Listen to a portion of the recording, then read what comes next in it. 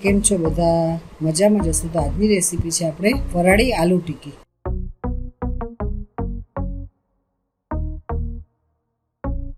તો મેં અહીંયા આલુ ટિક્કી બનાવવા માટે બાફેલા બટેટા લીધા છે, કોથમીર લીધી છે, શેકેલી સિંગનો ભૂકો લીધો છે, તેલ લીધું છે, સિંગોડાનો લોટ લીધો છે, આમચૂર પાવડર લીધો છે, આદુ મરચાંનો પેસ્ટ લીધો છે, શેકેલા જીરુંનો પાવડર લીધો છે, મીઠું લીધું છે, સુધારેલા મરચાં લીધા છે અને ચટણી બનાવવા માટે લીંબુ લીધું છે, મીઠું લીધું છે, આખું જીરું લીધું છે, સુધારેલા મરચાં લીધા છે, કોથમીર લીધી છે, સિંગદાણા લીધા છે અને પાણી લીધું છે। તો પહેલા આપણે બટેટાને આ રીતે ખમણી લેવાના છે ઝીણી જાળીમાં, એટલે આપણા બટેટા એક સરખા જ ખમણાઈ જાય, જરા પણ આખા નથી રહેતા।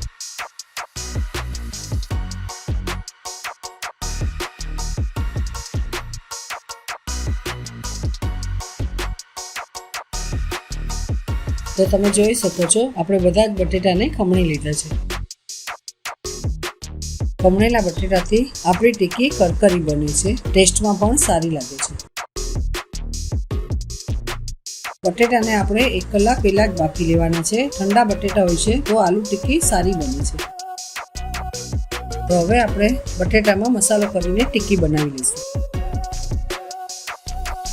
તો પહેલા આપણે શેકેલી સિંગનો ભૂકો છે તે નાખી દઈશું। સિંગનો ભૂકો આપણે એકદમ જ પોલિશ નથી કરવાનો, થોડો આખો આ રીતે રાખવાનો છે।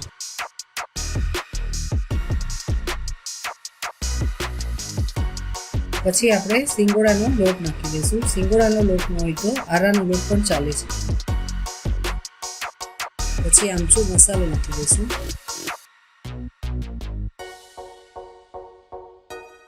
પછી આપણે આદુ મરચાંનો પેસ્ટ નાખી દઈશું।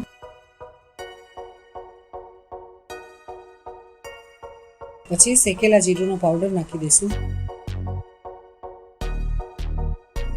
સુધારેલા મરચાં નાખી દઈશું। પછી આપણે સુધારેલી કોથમીર છે તે નાખી દઈશું।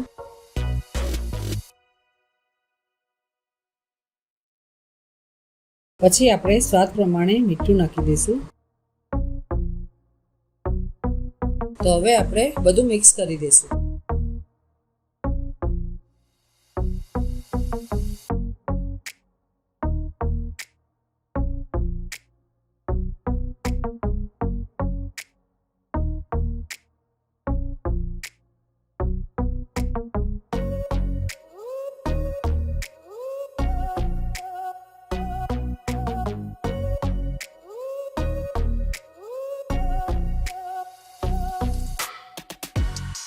તો હવે આપણે આલુ ટિક્કીનું મિશ્રણ તૈયાર છે।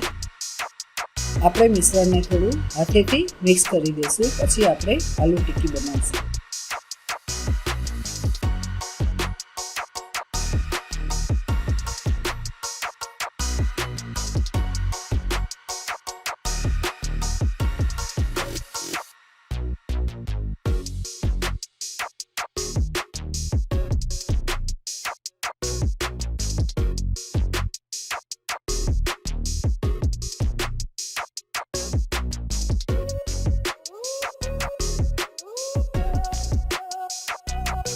તો આપણે આ રીતે હાથમાં તેલ લગાવીને આલુ ટિક્કી બનાવી લઈશું।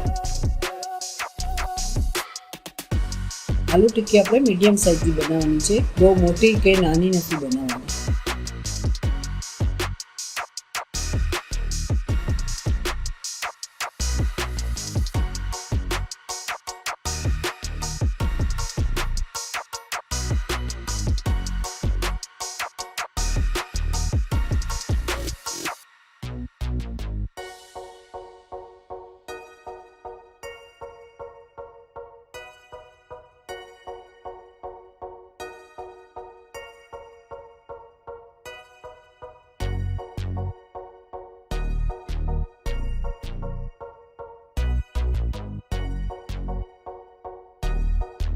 તો આપણે આ રીતે બધી ટિક્કી બનાવીને તૈયાર રાખી દઈશું। તો હવે આપણે બધી ટિક્કી બનાવી લીધી છે, હવે આપણે ચટણી બનાવી લઈશું। તો પહેલા આપણે મિક્સર જારમાં સિંગદાણા નાખી દઈશું। પછી મરચાં અને જીરું નાખી દઈશું। પછી મીઠું નાખી દઈશું। પછી લીંબુનો રસ નાખી દઈશું।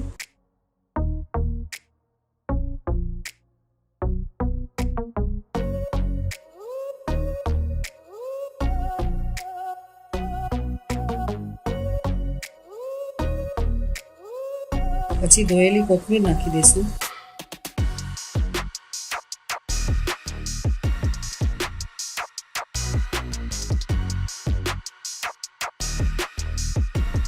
પછી આપણે પાણી નાખીશું.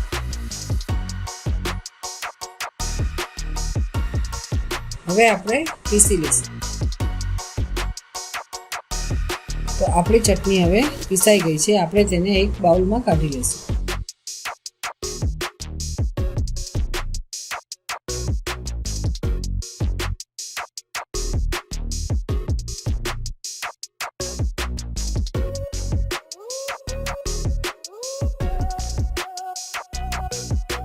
તો હવે આપણે ટિક્કીને તળી લઈશું. ટિક્કીને આપણે ડીપ ફ્રાય નથી કરવાની, ઓછા તેલમાં જ તળવાની છે.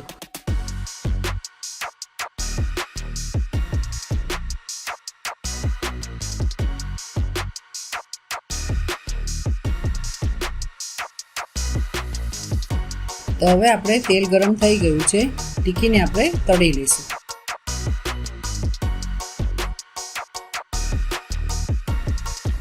તો મેં અહીંયા પેનમાં 4 ટિક્કી તળવા માટે મૂકી છે. ગેસને આપણે મીડિયમ રાખવાનો છે, એટલે આપણી ટિક્કી વધારે લાલ ન થઈ જાય.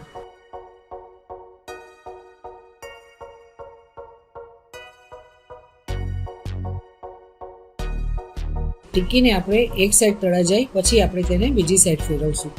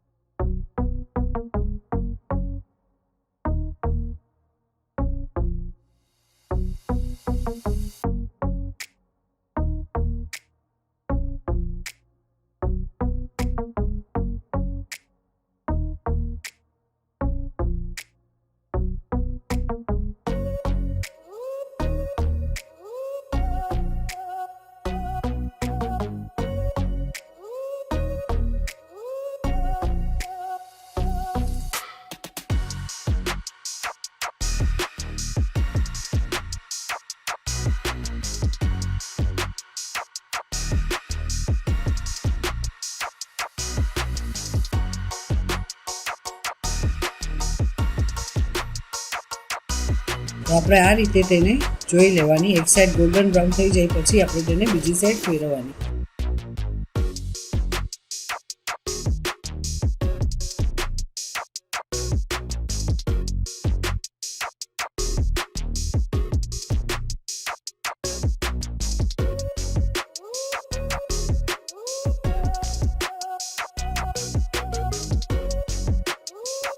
તો આપણે આ રીતે ટિક્કીને ઓછા તેલમાં સરખી રીતે તળી શકીએ છીએ. તો આપણે એ જ રીતે આપણે તેને બીજી સાઈડ તેલમાં તળવા દઈશું. પછી આપણે તેને પ્લેટમાં કાઢી લઈશું.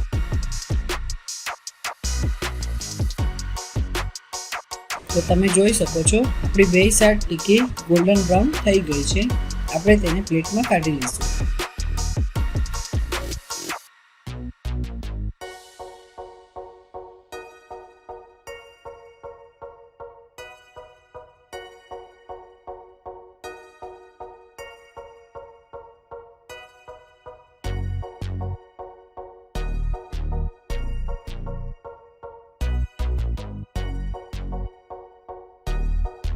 તો એ જ રીતે આપણે બીજી ટિક્કી પણ તળી લઈશું.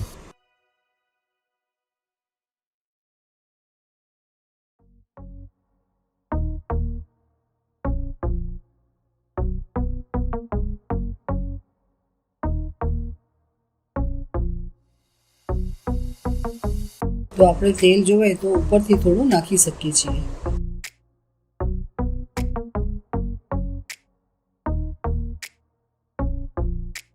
તો તમે જોઈ શકો છો આપણી બધી ટિક્કી બનીને તૈયાર છે.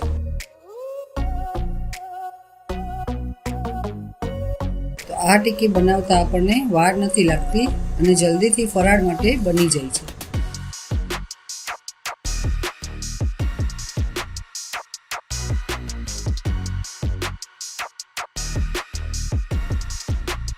તમે જોઈ શકો છો આપણી આલુ ટિક્કી એકદમ સોફ્ટ અને ક્રિસ્પી બની છે. ચટણી સાથે ખાવાની મજા પડી જાય છે.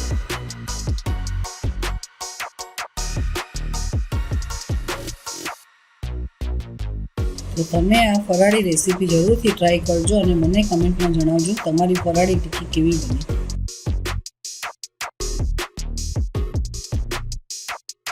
તો જો તમને આ વિડીયો ગમ્યો હોય તો મારા વિડીયોને લાઈક કરજો, શેર કરજો અને મારી ચેનલને સબસ્ક્રાઈબ કરજો. તો આ વિડીયોની પૂરી લખેલી રેસીપી તમને મારી વેબસાઇટની લિંક પર મળી જશે. તો આ હતી આપણી આજની રેસીપી. હવે મળીએ નવા વિડીયોમાં નવી રેસીપી સાથે. જય શ્રી કૃષ્ણ.